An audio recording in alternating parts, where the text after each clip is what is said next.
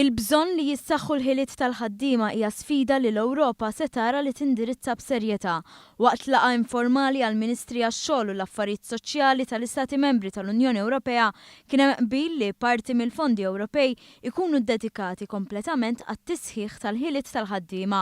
F'konferenza li saret wara li ntemmet il-laqgħa l-Ministru għax-xogħol Evarist Bartolo qal li t-tema ta' tisħiħ tal-ħiliet ġibdet l-attenzjoni tal-Kummissarju Ewropew responsabbli minn dan il-qasam tant li s-suġġett se jitressa quddiem il-Kummissjoni Juncker.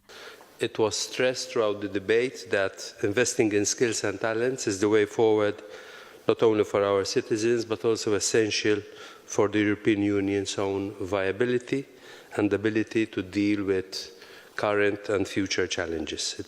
It is also our moral obligation to invest in the skills and talents of our citizens for their own well-being and prosperity and to prevent poverty. Il-Ministri ddiskutew modi ta' kif il-pagi jistgħu jirriflettu aħjar ix-xogħlijiet, l-isfida tal-prekarjat li jissaħħu l-ħiliet tal-ħaddiema u l-bżonn li tkun indirizzata l-inugwaljanza bejn in-nisa u l-irġiel fid-dinja tax-xogħol.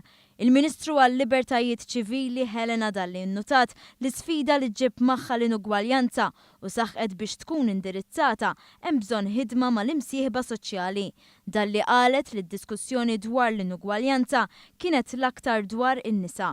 Sostniet li hemm bżonn ta' bidla fil-ħsieb biex ikun hemm bilanċ bejn ix-xogħol u l-ħajja tan-nisa. It's mostly women who are in part-time employment.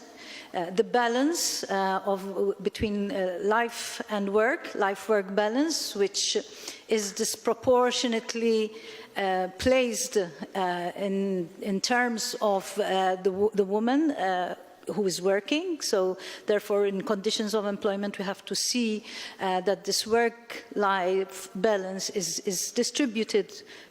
But obviously, it's not just a question of conditions of work, it's a question of education, it's a question of changes in culture. Il-laqa informali se tkompli nhar it-tlieta bl-enfasi ikun fuq l-inklusività fid-dinja tax-xogħol.